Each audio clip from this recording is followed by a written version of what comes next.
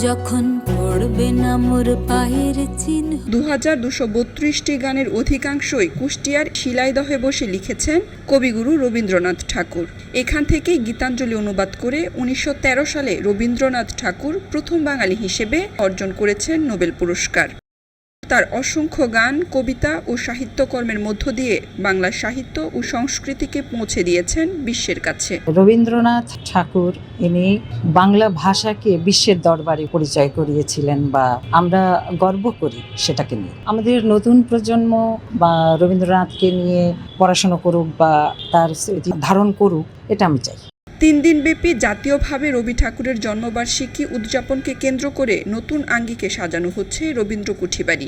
রবীন্দ্রনাথ সম্পর্কে আমাদের জানার ইচ্ছাটা অনেক বেশি, এই জন্য আজকে আমরা এখানে চাঁপাইনবাবগঞ্জ থেকে আমি ঘুরতে এসেছি আমার বন্ধুদের নিয়ে।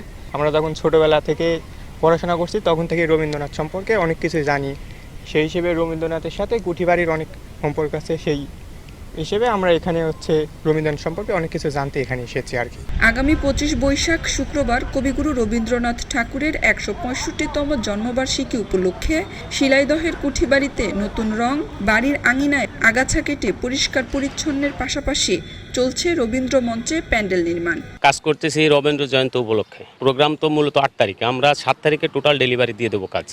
একদিকে অনুষ্ঠানকে কেন্দ্র করে যেমন সাজ সাজ রব, অন্যদিকে উৎফুল্লিত শিল্পীরা। মধ্যবিত্ত বাঙালিদের, হিন্দু মুসলমানদের একমাত্র আলোকবর্তিকা হচ্ছে রবীন্দ্রনাথ, যার হাতের প্রদীপের শিখায় আমরা পথ চলি, জীবনকে গণ্য করি, অগ্রগামী করি এবং মনে করি আমি একজন শ্রেষ্ঠ বাঙালি।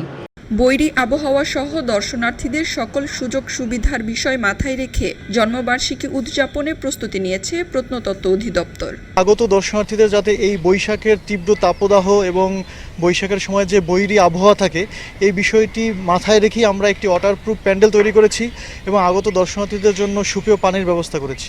সংস্কৃতি বিষয়ক মন্ত্রণালয়ের আয়োজনে ও কুষ্টিয়া জেলা প্রশাসনের সহযোগিতায় 3 দিনব্যাপী চলবে রবীন্দ্র কুঠিবাড়ি আঙিনায় 165তম রবীন্দ্র জয়ন্তী উৎসব।